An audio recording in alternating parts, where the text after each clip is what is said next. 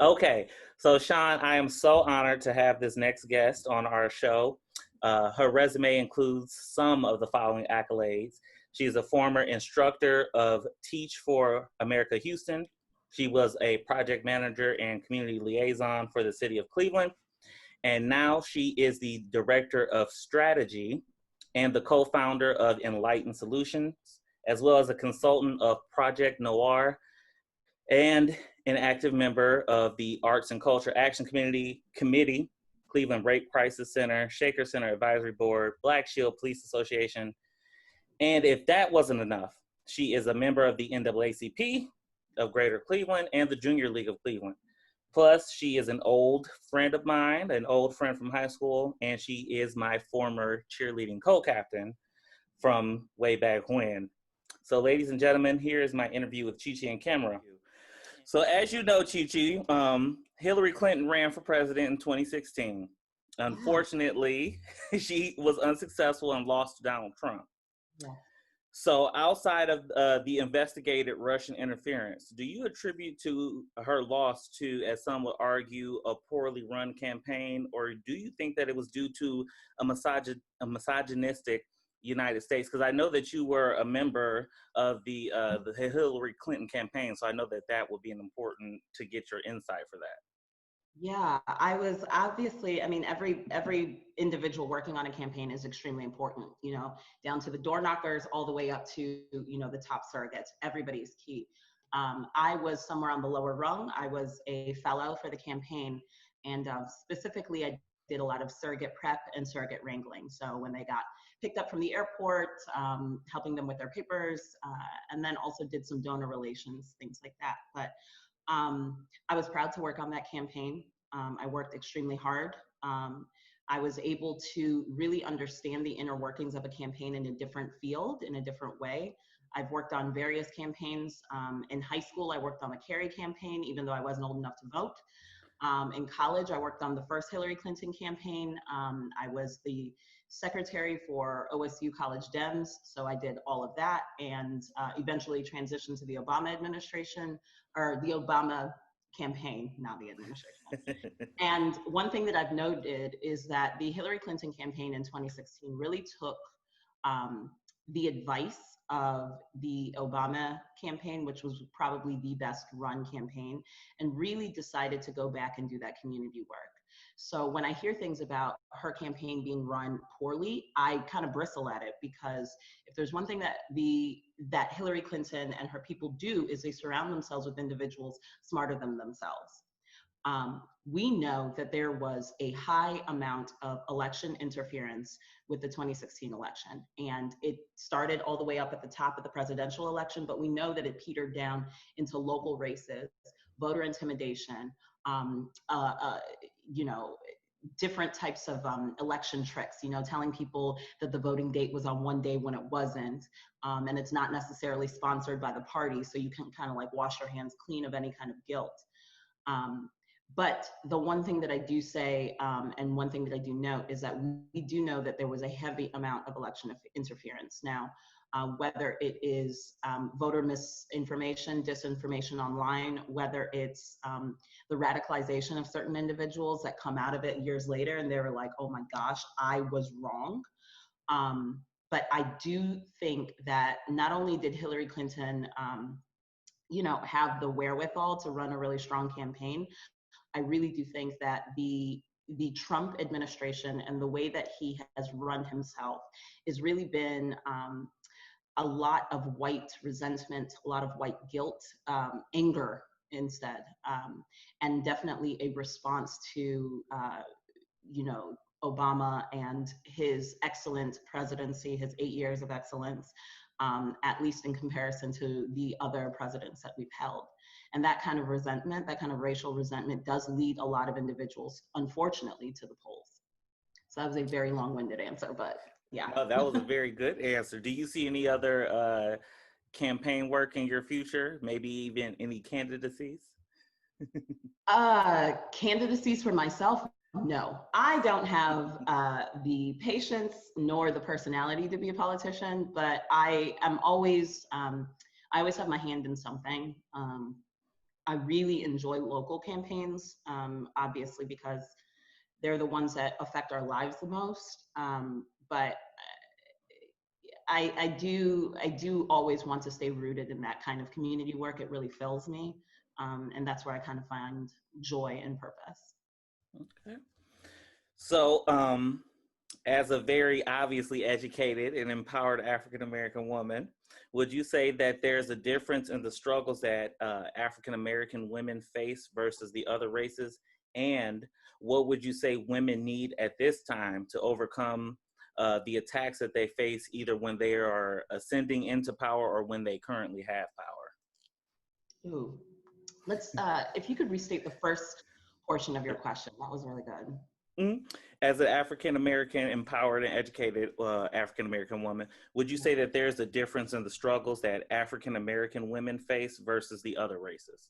Yes, unequivocally.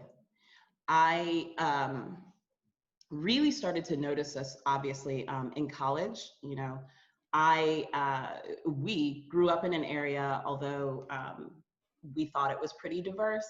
It was religiously diverse, at least. Pretty large Jewish population, Christian population.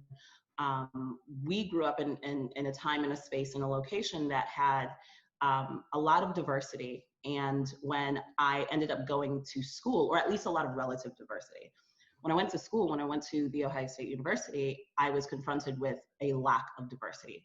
I always had Black friends in high school. I mean, it was a crew of us.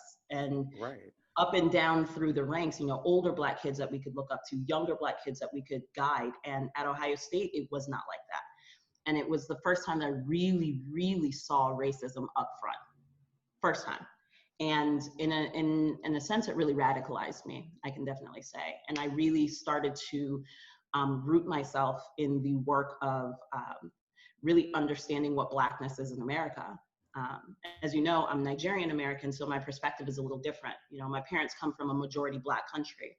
So there is no concept of Blackness because Blackness is everywhere. We grew up in a Black household, a Nigerian household, where our media is Black, our politicians are Black, our music is Black, our everything is Black. But that gives you a bit of a blind spot. And that blind spot Mm. is something that I really had to deconstruct in college and really had to be like, no, no, no, no, no, I'm not a woman of color. I mean, you can call me that, that's fine, but I'm Black, right? I'm Black here. And the struggles that I have, especially as a dark-skinned Black woman, is extremely different than even my Latina sisters, my Asian sisters. We have similar struggles, but there is a very particular style and type of misogynoir, which is misogyny and racism. It's a sexualized racism that afflicts and impacts Black women stronger. And then the deeper your tone, the worse the effects are. So that's not to say that my lighter toned, you know, Black women, Black sisters do not get it. They definitely do. They just get it to a different degree. And it all roots with white supremacy. So obviously all women of color are suffering under white supremacy. But why is it that in the world, the darkest of us all get it the worst? Whether it's lack of resources, lack of education, lack of proper health care. It's not that we don't want these things. It's not that it's pathological within us. It's the idea that white supremacy allows us to say that these people are not worthy of that, or these people don't know how to take care of themselves, when truly it's there are systems to prevent us. So we're trying to get through this door, that door is slammed in our face. So we try to climb through this window, the window is shut. So we try to sneak around the back, and then it's that system. So when Black women are trying to get into these spaces, professional spaces, political spaces, education, academic, doesn't matter, we do have to toe a particular kind of line, whether it's attempting to be our most authentic selves or attempting to lift generations out of, whether it's poverty, whether it's generational curses, things of that nature. There's a reason why I'm wearing a suit dress right now. It's a political statement. It's a statement that you will treat me like a lady because I am one, but you will also understand that I'm Black, that I'm a Black woman, I have curves, I've got natural hair. Like, these are very, very important things that are very, very keyed in for Black women specifically.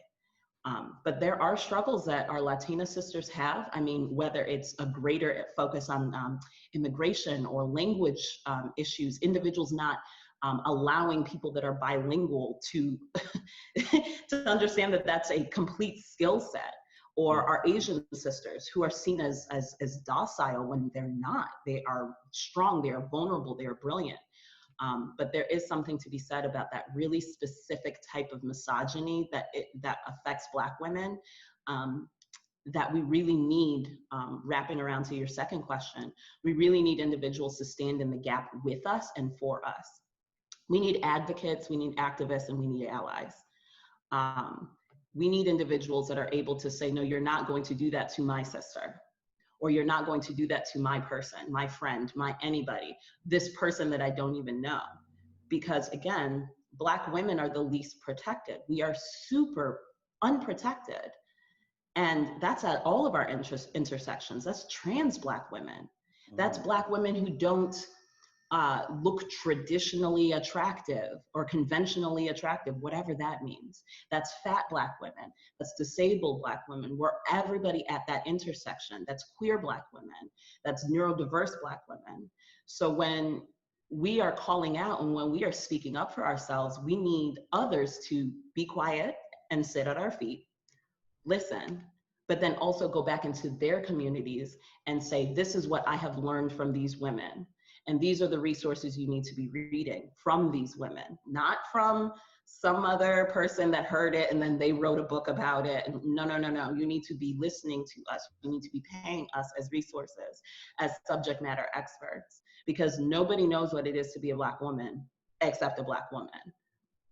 Wow, now that was especially that struck me, the part about being present in the moment, essentially, because I mean, all of us are exposed to it every single day of the week. I definitely assent to that 1,000,000%. So now we get to the point of somewhat contention between me and you, as we know. Let's go. I've been fighting with you for 20 years. Let's go. Right. So Joe Biden, the recently selected Senator Kamala Harris, to my dismay, as his vice president running mate. Point of contention, it's Kamala Harris. That's right. You know, and I've been seeing the posts saying comma, like spelling out comma and then la. Kamala Harris, for the upcoming 2020 election. What does her nomination mean to you? Oh, her nomination is really layered for me. Now, first, giving space for the Black women that came before her, our Shirley Chisholms, our freedom fighters beforehand, the individuals that have been writing about social justice, Ida B. Wells, you know, all of these women that came before us, there would be no Kamala Harris without the struggles of these women. And most importantly, the struggles of Black American women. Now, Kamala Harris has a layered identity similar to mine. I feel a connection with her because she is a third culture kid.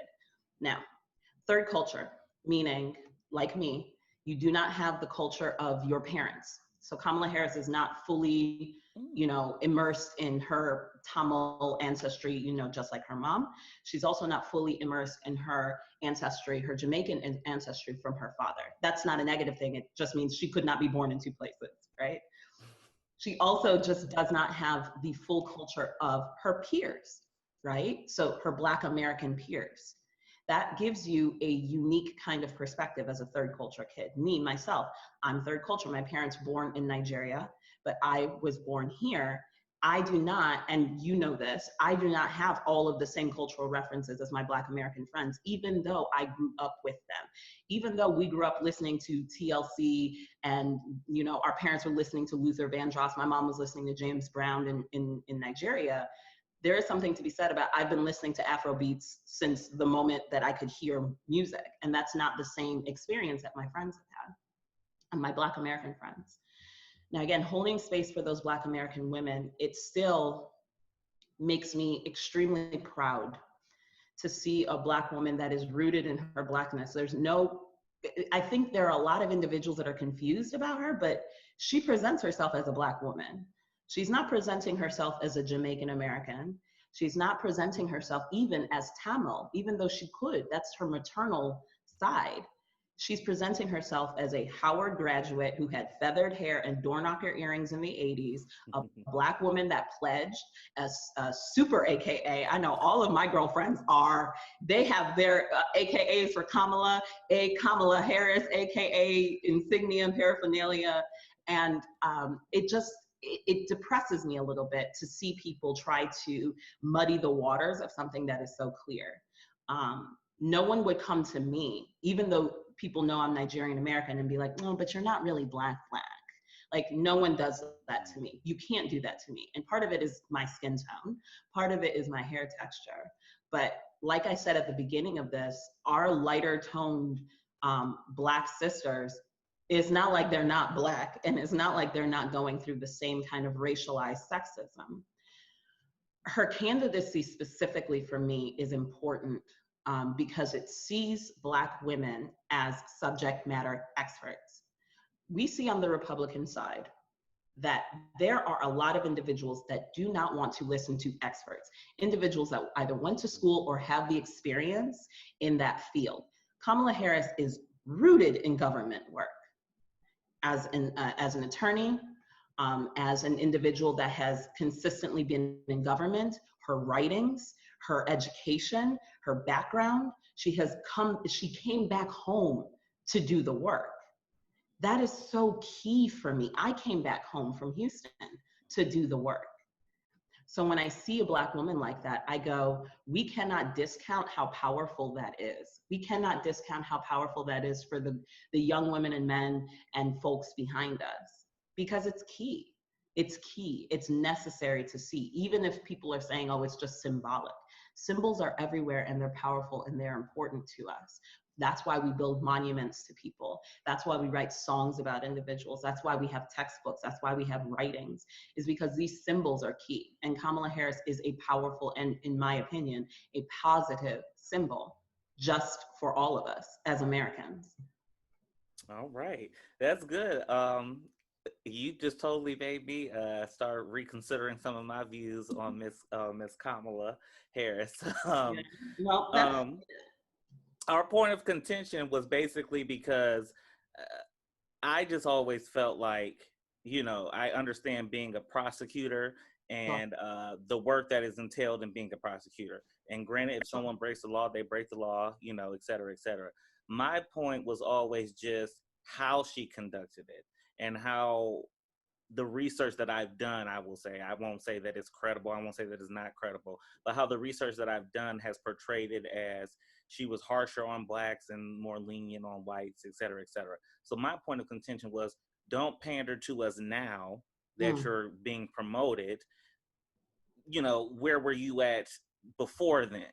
That was just always my point. Now, regarding her being a Black woman, I couldn't be more happier than her. I mean, my whole living room is enshrined with photos of powerful Black women. So it's not about her being a Black woman. I'm just saying, sometimes I feel like we in the Black community have to be conscious of being so pro-Black that sometimes we just stand for anybody who's Black. It doesn't matter what they do. That's a very true statement. That's a very true statement. Not all skin folk are kinfolk, but I would rather give the benefit of the doubt and be proven that that person is a liar than not stand with my people and not stand with goodness. That's good. So I was going to ask for your response to that. Okay. So, all right, my last question, which was kind of building off of what we were just talking about, but many people have not been happy about Kamala being selected as vice president. What would you say to get these people to support her? And what do you think she needs to do to win these critics over?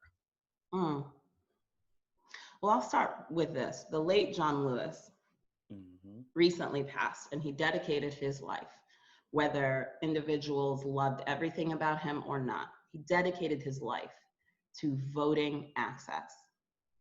Simple. Like, imagine having such a singular purpose in life. Mitch McConnell has equally dedicated his life's purpose to constricting and restricting voting access. even as his state suffers. Kentucky, being so close to Ohio, is so beaten down by economic policies that are hurting our poor white rural brothers and sisters, hurting them, killing them, their access to healthcare, all of that. And it comes down many times, not all the time, comes down to local and state elections. And when you coalesce power around voting access, which is a federal thing, and you allow individuals to strip away portions of it. Oh, okay, fine. We're gonna close the polls in this area, right? But conveniently open more in the richer, whiter, wealthier areas. We're going to add another ID thing, just because we think about it or we thought about it.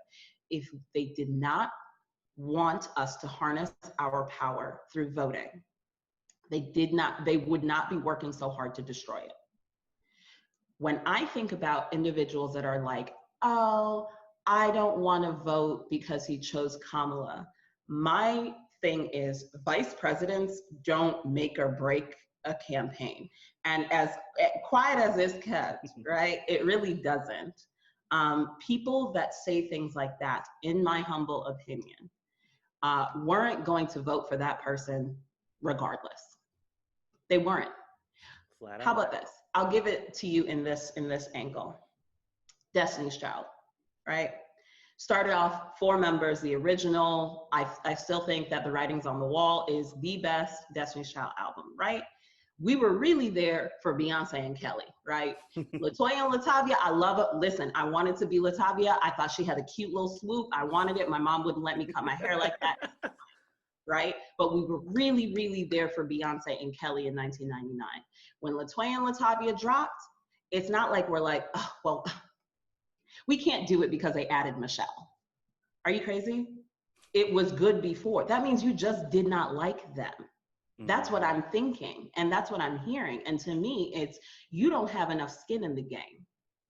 Now, I am trying so hard to be measured on this illustrious podcast. But go ahead, let have. Some of y'all don't hate Donald Trump and his ilk enough for me, and it's displeasing to me and my homegirls. It's just offensive to me that y'all think that these last 4 years were just a kiki, a play. It didn't really matter. It was cute time. Some of y'all don't dislike him and his ilk. I'm not even just putting it on Donald Trump. That's Mitch McConnell. That's Mitt Romney. That's even going back to John Boehner when he got out early and he knew that the Tea Party was going to ruin the Republican Party, and he said deuces and now is in marijuana legislation and lobbying. Interesting. Well, I did not know that. He left to go do something that the Republican Party was working so hard to put those same Black individuals in jail, but now we're pointing fingers at Kamala. Are y'all not seeing the bigger picture? Ooh. So for me, it's, you didn't want to do it to begin with. You did not want to do this to begin with. That's fine. I'm taking the Stacey Abrams route. I'm taking we need to just overwhelm the system with votes. Everybody got to vote. Everybody has to do their job. Because if we don't, and this is no hyperbole, I know I'm a hyperbolic person, like I get it, like I joke around a lot, but we will not survive the next 4 years with a president that is anti-science, who is virulently anti-LGBT, especially has a disdain for trans people, who aren't even bothering anybody, not even enough of the population to really be doing much, and his disdain for immigrants. He called Nigeria a shithole country, and still there are some Nigerians trying to vote for him. These people will not see heaven. My thing is, you are not looking at the bigger picture if you're too busy hearing this information, listening to certain super far left fringe individuals that will be fine anyway because they have the complexion for the protection. They think of everything as a thought exercise. Abortion access is not real to them because it doesn't mean anything. Immigrant rights don't mean anything because, oh, they're not really going to be affected. This is a fight for our lives. This is a fight for the soul of the country. And there is something to be said about the most qualified, at least the most qualified in the sense of surrounding himself with so many qualified women, men, individuals in the White House, the Obama administration, to be completely upended by the least qualified. I'm talking not even George W. Bush, not even HW. These are people that are actually smart enough to know, I'm going to surround myself with people that have experience. Right. We have Mideast policy being written by a dilettante from New York. Why is Jared Kushner doing Mideast policy? I have more experience. It's maddening to me. Mm-hmm. So I know that was a long-winded way of saying it, but you don't dislike him, you don't dislike these policies enough. You think that this is a thought exercise. You think that the last 4 years was a fever dream. You think it is okay for the president to be calling women all kinds of horrendous names, to be cussing out members of his own party, to not even care about when his own constituents are dying because of a pandemic, is killing off his constituents, and he goes, it is what it is. We still haven't had a day of mourning for the individuals that have been lost during COVID. It's over 150,000 people. We haven't had a day of mourning. Well, and to add on to your point of how he treats women, I mean, you can see him publicly from how, especially the women of color in the press corps that are following him. Oh, he is the most disgusted. Like, nothing gets my blood boiling than when I see him talking to April Ryan or other people. Like Yamiche El Sindor, I don't know what he has she just exists, and it bothers him. It just is like, she touches the mic and oh God, like it's one of those things where I'm like, and again, we know what it looks like. We know what misogynoir looks like in practice. Exactly. Oh my God. So what can Kamala do to win over her skeptical sisters and brothers of color? I think that a lot of work is internal and private. I think that individuals that are skeptical need to do the work, and they need to do the research first. Because when I'm skeptical about something, whenever I see something on the internet that's like wild, first and foremost, I read it from a bajillion different sources. I will read the same story from maybe 6 or 7 different news organizations, whether it's The Root, whether it's Washington Post, whether it's CNN, whether it's, Dan's local blog in his basement. I will read that same story. And I will try and pick out the discrepancies within all of them and try to like coalesce the actual story. That's number one. Number two, you talk to the people that have worked with them. If you know, one of the attorneys that worked against Kamala Harris when she was a district attorney, and then when she was a prosecutor beforehand, stated specifically, I've worked with her, I've worked against her, I've worked against certain of her policies. Her specifically is one of the more progressive prosecutors. Even in a case where, and this is controversial, very controversial, and I do work in consulting with public safety officials here in Cleveland, the Black and Latino fire and police and safety forces. But there was a case where it could have been a real death penalty case, and she refused to go for the death penalty, and it made people very upset. And it's hot. I have very complicated feelings about the death penalty. I don't think that we should have it. We don't implement it fairly. I think it's only been implemented racist in this country. However, if I am a family member of a slain individual, right, I may, fill in the blank. I may want something to happen. And it's one of those things where it's like, if you're not looking at the people that have worked with them, then you're not looking at the whole story. If you're only looking at their detractors, the individuals that are like, oh, well, she didn't make the right decision there. Sometimes you're stuck between a rock and a hard place. We're also flattening, in my opinion, the experiences and the knowledge of Black women that are in these positions. We flatten them. Why is it that Kamala Harris was called top cop, but old girl from Minnesota, I'm forgetting her name. Oh yeah, Amy Klobuchar. Amy Klobuchar was actually kind of a more middle of the road, if not centrist prosecutor. And she didn't even convict the cop. And he's had several racially motivated killings, or racist, as I would say, killings. And that's 2 women to women. Now let's do 2 Black people to 2 Black people. Eric Holder. Oh, yeah. We still look at Eric Holder like, yeah, that's Obama's homeboy. He had him, like, that's it. Now you see the difference, and you see misogynoir in action. Amy Klobuchar and Kamala Harris, both women, both prosecutors, except one of them was far more conservative, but she's not being billed as that. Kamala Harris and Eric Holder, both Black, but Eric Holder is still being seen as the good one, the good attorney, the freedom fighter, the guy that's in there that's trying to do the work. So to me, we are flattening Kamala Harris to being like, she was not perfect. We cannot keep looking at Black women to be our perfect progressive avatar heroes. They're not. You need to develop your own heroes. My hero is my mama. My hero is not Kamala Harris necessarily.